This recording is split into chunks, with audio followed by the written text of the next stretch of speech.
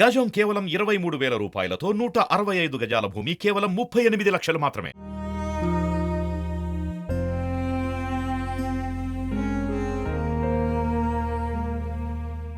హైదరాబాద్లో చైనా మాంజా దారం వల్ల ప్రాణాలు కోల్పోయిన ఆర్మీ జవాన్ కాగితాల కోటేశ్వరరెడ్డి గారి మృతికి పెద్ద ఎత్తున ఆర్మీ జవాన్లు కానీ లేకపోతే ఎక్స్ ఆర్మీ మ్యాన్స్ ఇంకా ఊరంతా కదిలొచ్చి ఆ విషాద ఘటనలో వాళ్ళు కూడా పాల్గొని ఆయనకైతే ఘనమైన నివాళులు జోహార్ కోటేశ్వరరెడ్డి గారు అంటూ నివాళులు అర్పిస్తున్నారు. మనతో పాటు ఒక ఎక్స్ ఆర్మీ మ్యాన్ ఉన్నారు, మాట్లాడదాం. సార్, చాలా బాధాకరం. ఎందుకంటే ఇక్కడ ఎవరి నిర్లక్ష్యము కొట్టొచ్చినట్టు కనిపించట్లేదు. మనం అనేక ప్రమాదాల్లో ప్రాణాలు పోగొట్టుకోవడం అది దురదృష్టవశాత్తు జరిగినప్పటికీ కారణం మనకు తెలిసేది, కానీ ఇక్కడ ఒక దారం ఇది కారణం అని చెప్పుకోవడం కూడా చాలా బాధ అనిపిస్తుందండి. ఇది మాకు ఒక సైనికుడు ఒక చిన్న దారం వల్ల చనిపోయాడంటే చాలా విషాదం. అది కూడా పండగ పూట మా పెద్దవాళ్ళ దగ్గర విశాఖపట్నం గ్రామంలో కాగితాల ఇది మొత్తం గ్రామం అంతా కూడా సైనికులు మాజీ సైనికులతో నిండుందండి. ఎప్పుడు ఇలాంటి ఘటన జరగలేదు. అయితే ఇందులో మేము పూర్తిగా బాధపడుతున్నాం, సంతాపం తెలియపరుస్తున్న కుటుంబానికి. ఈ మాంజాదారం ప్రభుత్వం తీవ్రంగా మేము వ్యతిరేకిస్తున్నాం. ఏ ప్రభుత్వం అయినా సరే, చెన్నైలో ఆల్రెడీ బ్యాన్ అయిందని విన్నాం, తమిళనాడు గవర్నమెంట్ బ్యాన్ చేసింది విన్నాం, ఏపీలో కూడా కొన్ని చోట్ల దొంగచాటుగా అమ్ముతున్నారు. అది కూడా ప్రభుత్వం పూర్తిగా బ్యాన్ చేయాలి. ముఖ్యంగా మేము తెలంగాణ గవర్నమెంట్కి, రేవంత్ రెడ్డి గారికి, మన హోమ్ మినిస్టర్ ఉత్తమ్ కుమార్ రెడ్డి గారికి కూడా మేము వినయపరుస్తున్నాం, రిక్వెస్ట్ చేస్తున్నాం. సార్, మిమ్మల్ని అభ్యర్థపరుస్తున్నాం. ఒక సైనికుడు ఒక చిన్న దారంతో ఎవరో ఆకతాయిలు వాళ్ళ సరదా కోసం ఉపయోగించే గాలిపటం వల్ల ప్రాణం పోవడం చాలా బాధాకరం అండి. తీవ్ర శోకంలో కుటుంబ సభ్యులు ఉన్నారు. ఆ బాబుకి చిన్న పాప కూడా ఉంది. మా సంఘం, మా పెద్దవాళ్ళ తీరులో అబ్బాయి చాలా యాక్టివ్గా ఉంటాడు. ఏ ఉత్సవం అయినా సరే, ఎవరైనా సరే ముందు గుర్తుకొచ్చేది కోటేశ్వరరెడ్డి. వాళ్ళ కుటుంబమే. వాళ్ళది రాజకీయ నేపథ్యం కూడా, వాళ్ళ తాత ముత్తాతలు కూడా మాకు గ్రామ సర్పంచ్గా చేసిన దాఖలాలు ఉన్నాయి. అలాంటి కుటుంబం నుంచి తీరని ఈ ఘటన మాకు తీరని లోటండి. మరొకసారి మేము తెలియపరుస్తున్న గవర్నమెంట్ వారికి, ఈ మాంజాదారం ఏదైతే ఉందో దాన్ని బహిష్కరించాలి. ఎవరైనా అమ్ముతున్నా సరే వాళ్ళపైన కఠిన చర్యలు తీసుకోవాలని కోరుకుంటున్నాం మేడం. ఆయనకి ఇంకా చాలా సర్వీస్ ఉంది. వాళ్ళ నాన్నగారు మనతో సుమన్ టీవీతో మాట్లాడుతూ కూడా చెప్పారు, అంటే ప్రతిదీ కూడా ఈ డ్రెస్ ఎందుకు, లేకపోతే ఈ అంబులెన్స్ ఎందుకు పెట్టుకుంటారు అడిగి మరి ఆయన ఆర్మీలో నేను జాయిన్ అవుతాను, దేశానికి సేవ చేస్తాను అని చెప్పేవారట. ఈరోజు ఆ కన్న తండ్రి ఇలా కొడుకు కోసం మాట్లాడే పరిస్థితి రావడం కూడా నిజమే మేడం. ఎందుకంటే పెద్దవాళ్ళ తీరు మీకు తెలుసో తెలీదో, అప్పుడు విశాఖపట్నంలో బ్రిటిష్ కాలంలో ఆర్మీ క్యాంప్ పెట్టారంటే ఫస్ట్ కేడిపిఎం స్కూల్ గ్రౌండ్స్లో ర్యాలీ పెట్టారు. అప్పుడు ఈ రన్నింగ్ రేస్లు ఏం ఉండేవి కాదు. ఎవరైతే ఉత్సాహవంతులు ఉన్నారో తీసుకునేవారు. ఇప్పుడు కాంపిటీషన్ పెరిగిపోయింది. కానీ అదే ఉత్సాహం ఆ పిల్లలు ఇప్పటికీ కూడా ఉండడం అంటే చాలా గ్రేట్. ఆయన ఓన్గా నేను యూనిఫామ్ చూసి వెళ్ళాడు. ఆ అబ్బాయి కూడా 7 అడుగుల హైట్, మీరు చూసే ఉంటారు. చాలా హైట్, చాలా డెడికేటెడ్ కూడా. కేవలం ఆర్మీలోనే కాదు, సెలవు వచ్చినప్పుడు కూడా ఖాళీగా ఉండడు. సోషల్ వర్క్ అని చెప్పి, అదని చెప్పి, గ్రామం క్లీనింగ్ అని చెప్పి అన్నింటిలోనూ ఉత్సవాలు, వినాయక ఉత్సవాలు చాలా యాక్టివ్గా ఉంటాడు. వాళ్ళ కుటుంబంలో చూడడం చాలా బాధాకరం అండి. రెండోది, మేము అందరం కూడా తీవ్రంగా మొత్తం సైనికులు పెద్దవాళ్ళతోనే కాకుండా మొత్తం సైనికులు అందరూ కూడా రెస్పాండ్ అయ్యి వచ్చారు. ఆర్మీ నుంచి కూడా వచ్చారు, స్టేషన్ నుంచి కూడా కర్నల్ పాండే గారు కూడా వచ్చారు. జిల్లా సైనిక సంక్షేమ అధికారి ఫోన్లో సంతాపం తెలియపరిచారు. ఎందుకంటే వాళ్ళు ఊరు వెళ్ళిపోయారు పండగ సీజన్ కావడం వల్ల. ఇలాంటి చర్యలు జరగకుండా ప్రభుత్వం చర్యలు తీసుకోవాలి మేడం. మీ ద్వారా మీకు తెలియపరచండి ప్రభుత్వం వారికి. మన ఏపీ ప్రభుత్వం అయితేనేమి, మన ఎక్కువ తెలంగాణలో ఉంది ఈ గాలిపటాలు, మాంజాదారాలు. ఈ చైనా ఉత్పత్తుల్ని ఎంత మనం బహిష్కరిస్తున్నా ఎక్కడో కూడా దుర్వినియోగం జరుగుతుంది, ప్రాణాలు కూడా పోతున్నాయి. ప్రాణాలే మనుషులకే కాదు, జీవపక్షులు కూడా జరుగుతుంది. ఇవన్నీ కూడా ఆపాల్సిన బాధ్యత మా ద్వారా, మీడియా ద్వారా మేము ప్రభుత్వానికి తెలియపరుస్తున్నాం అండి.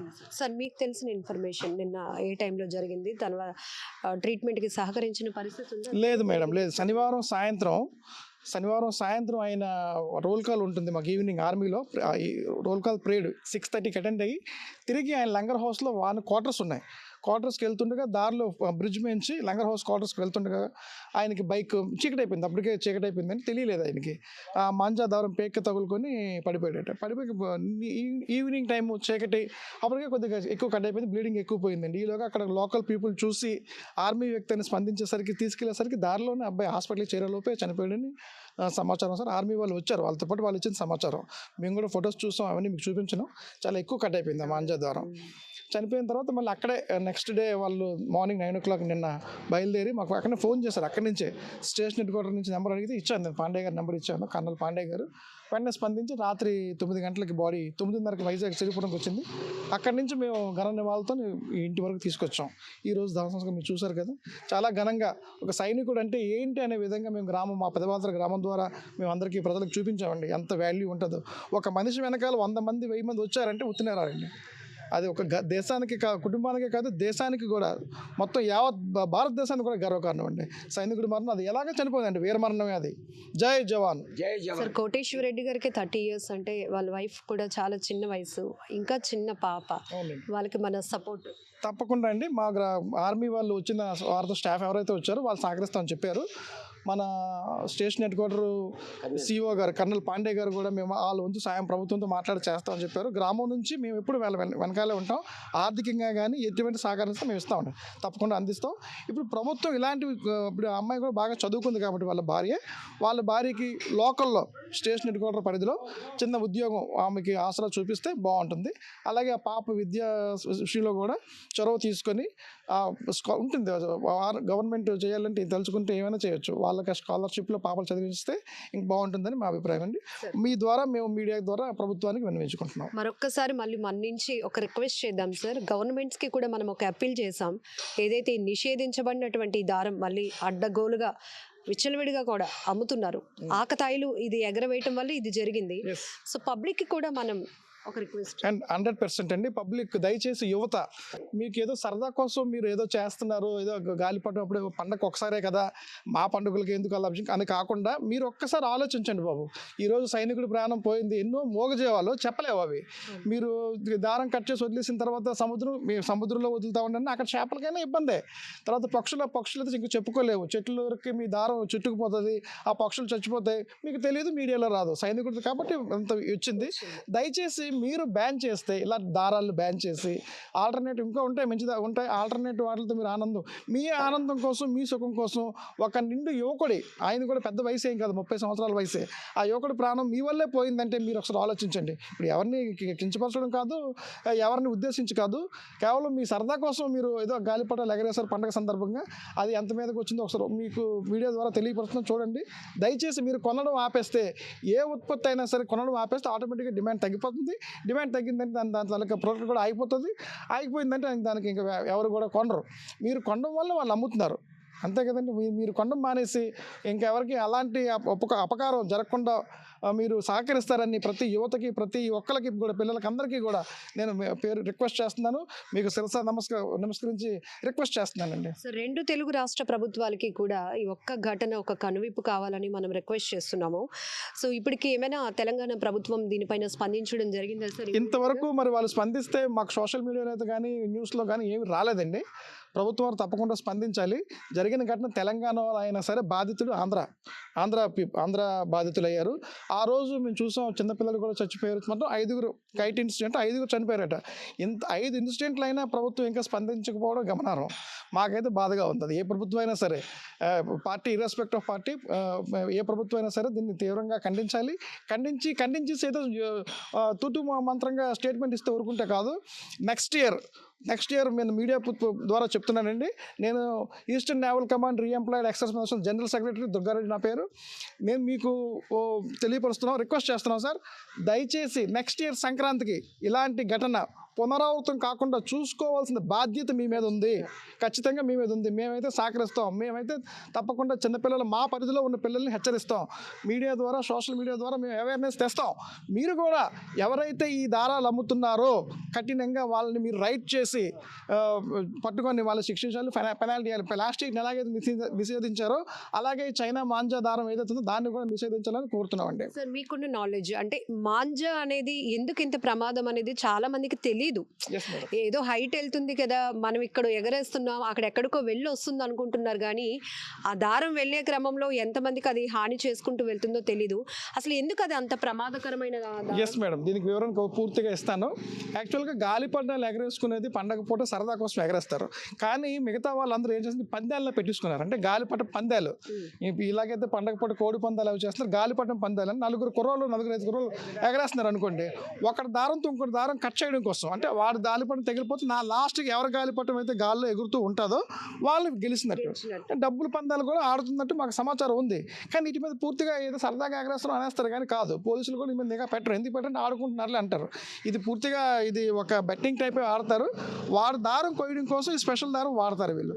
ఈ మాంజా దారం కూడా గాజు పిక్కల్ని పౌడర్ చేసి ఆ పౌడర్ దీనికి అద్దడం వల్ల ఈజీగా కట్ అయ్యేటట్టు దారం తయారవుతుంది.